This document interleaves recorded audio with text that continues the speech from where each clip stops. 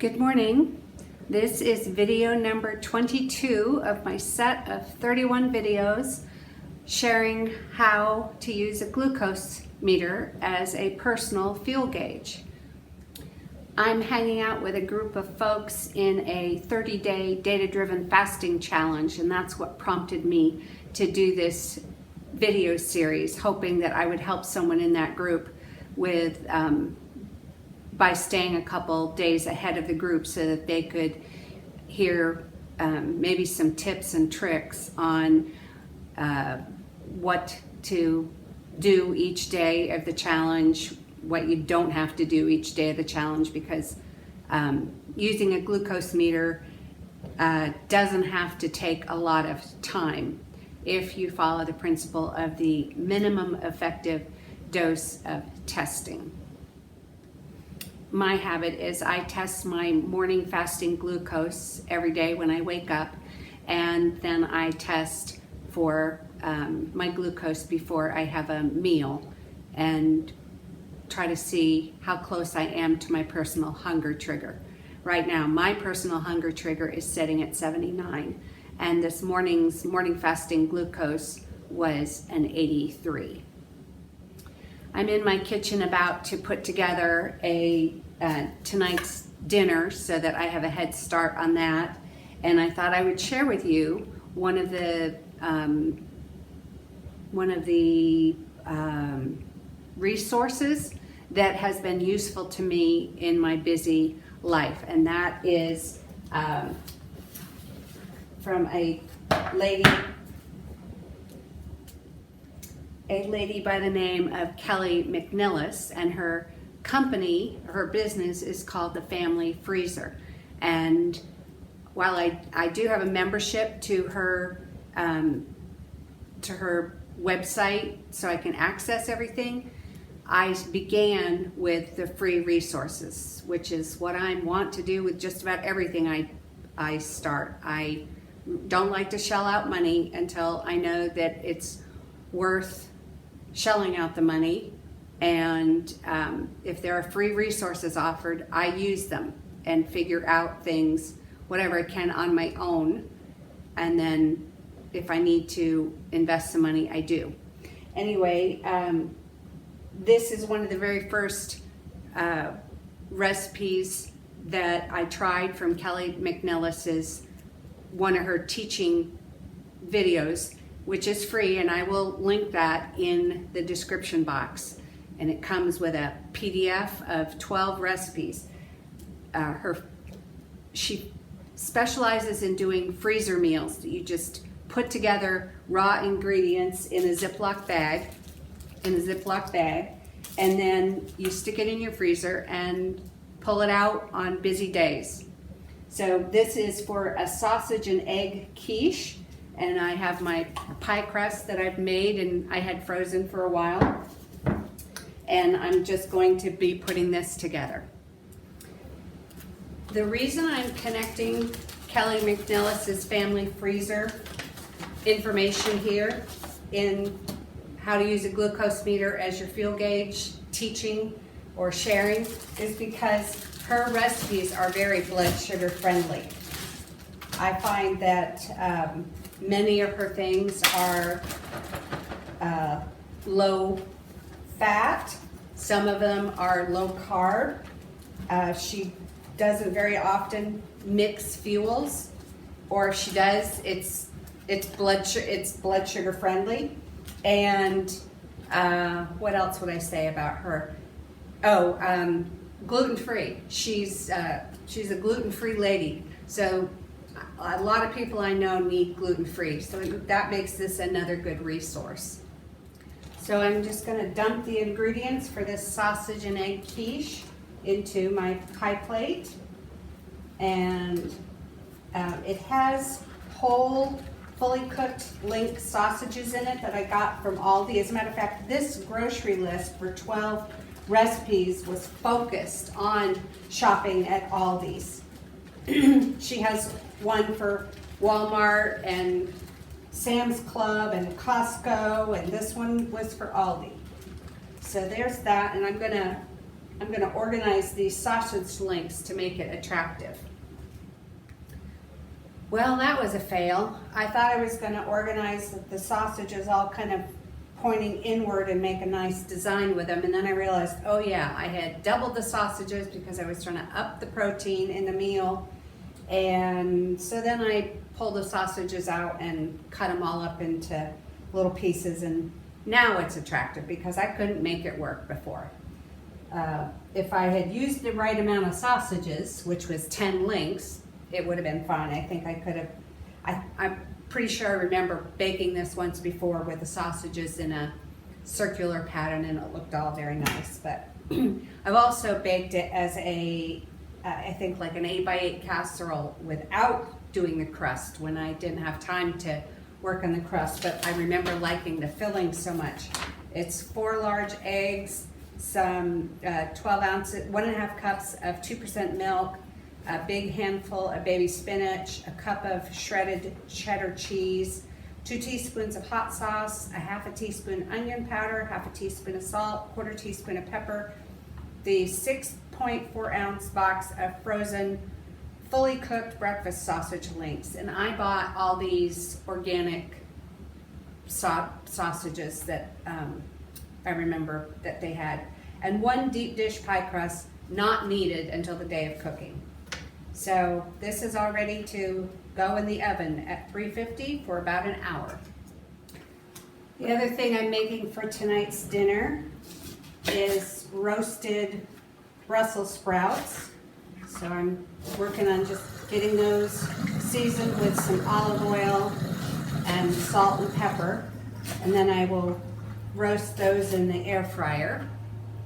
And then I've got a couple bags of red kale that I will cut up finely and massage with olive oil and balsamic vinegar, salt, and I will serve that with pumpkin seeds and dried cranberries.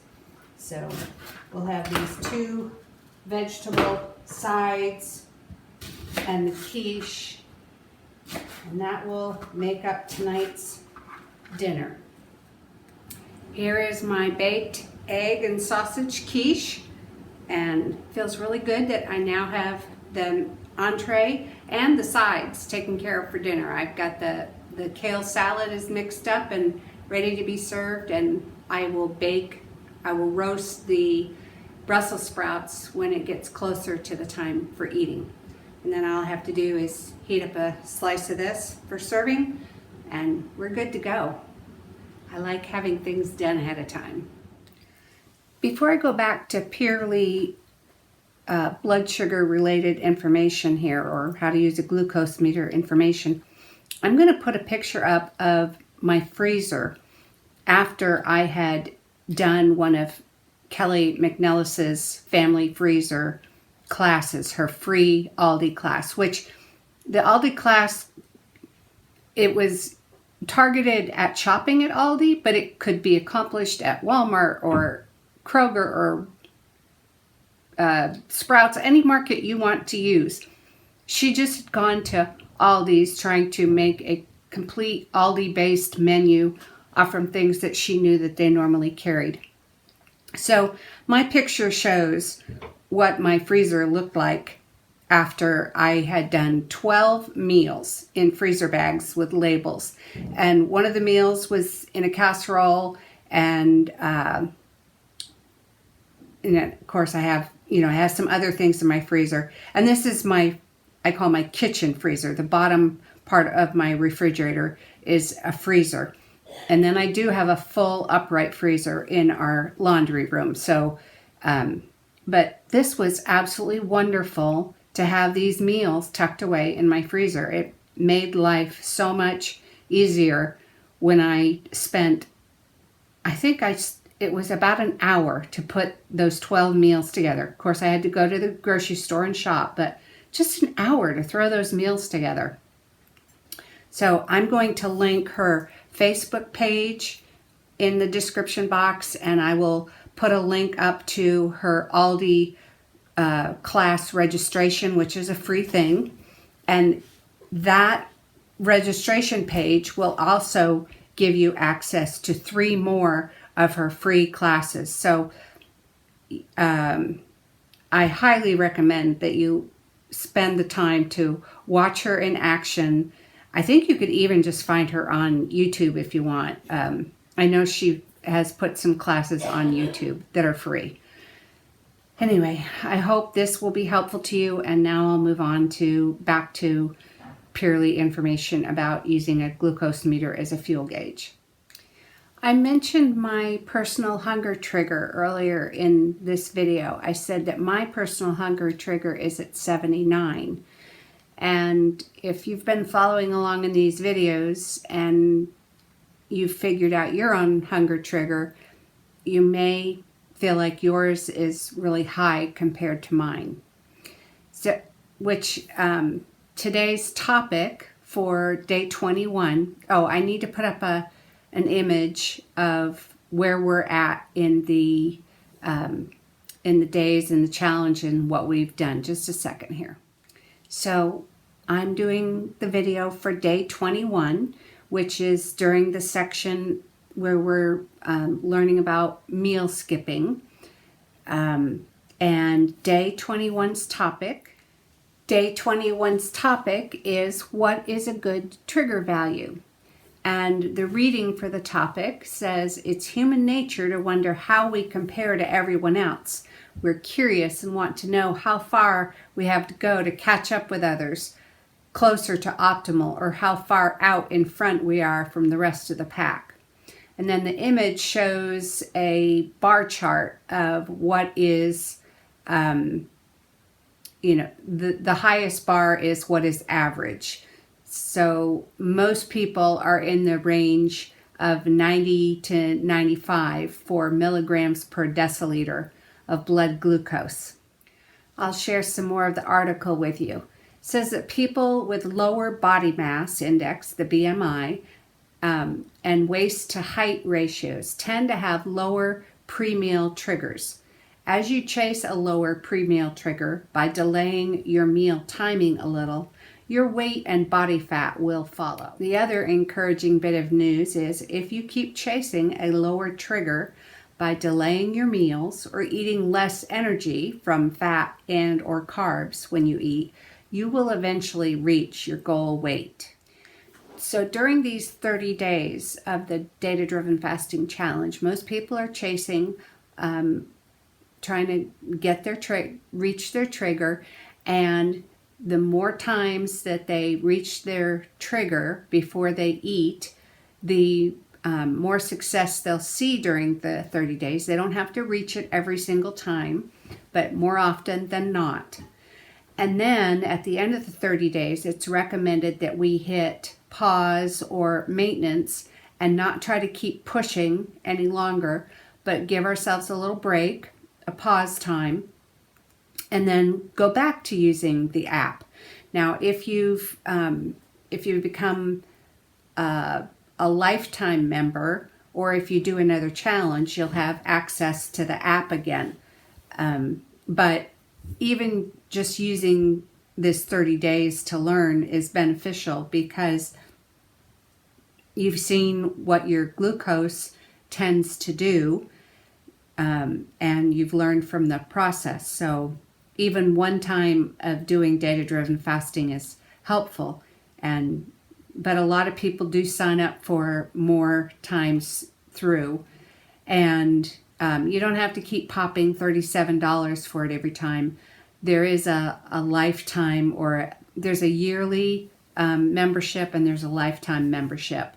Let me look up those prices for you. So I found a page that explains that, and it says that we created the all-inclusive membership that includes 8 times a year of data-driven fasting challenges. 5 times a year you could participate in a macros masterclass, learning about macronutrients of fats, carbs, and proteins, and sorting out what percentages work best for you. The micronutrients masterclass is offered 4 times per year, and that's even more granular, where you learn how to meet all of your nutritional needs through food. And then it says here, let's see, lifetime access to our data-driven fasting app and nutrient optimizer app is included, and access to 1,000 plus NutriBooster recipes via the nutrient optimizer app. And then Marty explains, we structured the 2023 event schedule so people with the all-inclusive membership could follow the programs to experience all classes without any overlaps. So the next class that is starting is March 18th for the micros, and then April 22nd there'd be one for macros, and May 20th there will be another DDF, but I think there's going to be an April 8th DDF class too, because I'm signed up to join into that. Anyway, it's $147 per year for those things, or lifetime is $197, just one-time payment for a lifetime. You never pay again. Anyway, that's that information. Now let me go back to what I was talking about. What is the trigger? What is a good trigger? During the challenges, there's usually a question that pops up about does the DDF app have a lower limit for blood glucose? Like, would it just keep going lower and lower? And Marty answers, let's see. He says that the DDF doesn't have a lower limit for blood glucose, but your body does. So you are only going to go so low. And back to that chart, looks like most people don't go below 70 as a trigger value. That, that's the low end of the thing. So my trigger right now is 79, and I'm the third bar from the left. So I'll go back to day 21's daily lesson and finish up with that, and then I'll share something else with you. This there's two little paragraphs left. A healthy goal is a waist to height ratio of less than 0.5, with waking blood sugars below 100 milligrams per deciliter, which is equivalent to 5.6 millimoles per liter. Anything too much below this may be hard to sustain and possibly detrimental to your physical health. Hormonal disruption manifesting as low testosterone and libido for men, and disrupted monthly cycles for women, along with low energy and excessive hunger levels, can all result from what is essentially self-imposed starvation. So we need to be careful about how hard we push ourselves to just keep chasing a lower trigger value, is what's being said here. And then the last two sentences. If you continue to chase a lower trigger, data-driven fasting will guide you to get super lean. However, we recommend you transition to maintenance once you find a healthy and sustainable weight. From there, you can work on building strength and fitness rather than just being thin. No one wants to always feel weak, cold, tired, depressed, and hungry. You need to find the balance that suits you. And if you had the Data-Driven Fasting app, you could read a linked article here that's what are normal, healthy, non-diabetic blood sugar levels. I will link a resource from a place called Blood Sugar Battles that talks about what healthy, normal, non-diabetic blood sugar levels are, so you have access to something. And now I want to share about that height to waist ratio idea. Okay, this may seem really strange, but we're in my bathroom, and I'm going to show you my device for keeping track of my height to waist ratio. I have a yellow ribbon, as in tie a yellow ribbon around the old oak tree, except it's tie a yellow ribbon around me. I took a measurement of myself against a wall or a door casing, and of my height without my shoes on. And then, so this ribbon represents my height. And then I fold it in half. And basically, I use this folded in half ribbon to represent half my height. And my waist should not be bigger than half of my height.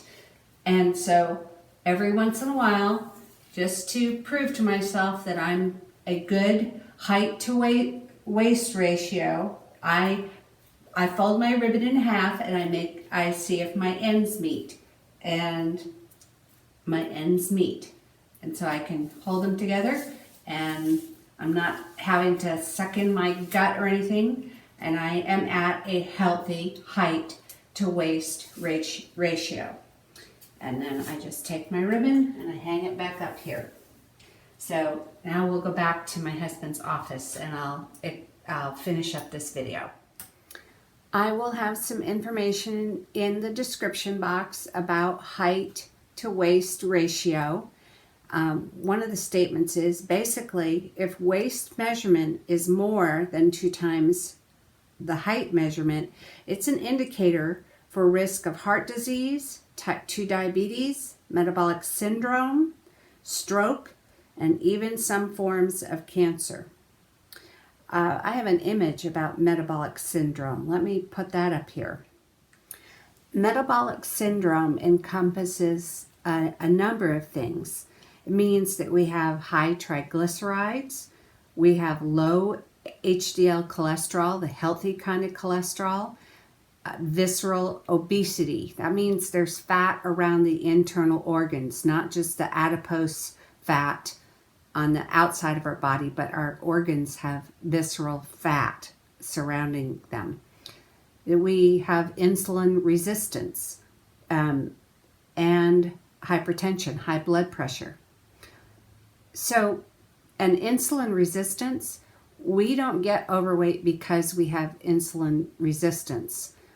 We have insulin resistance because we're overweight. We're carrying around too much unused stored energy on our body, and that leads to insulin resistance. I will link one of Marty's articles about that topic in the description box. But there are stats now that say that 93% of the population is metabolically unhealthy, that have, one or more of these 5 issues that we're struggling with because we're walking around with too much stored energy, unused, previously stored fuel on our body that we're not accessing because we're not getting hungry in between meals and we're not eating healthy food. Just a lot of things lead to this. And one of the best ways to become healthy is to give our body a chance to rest and digest and let the body use some of its previously stored fuel. And the best way I know how to do that is be aware of what one's blood sugar is. So I think that's enough nagging at you for today. And so I will say that this is the end of today's video, and thank you for watching.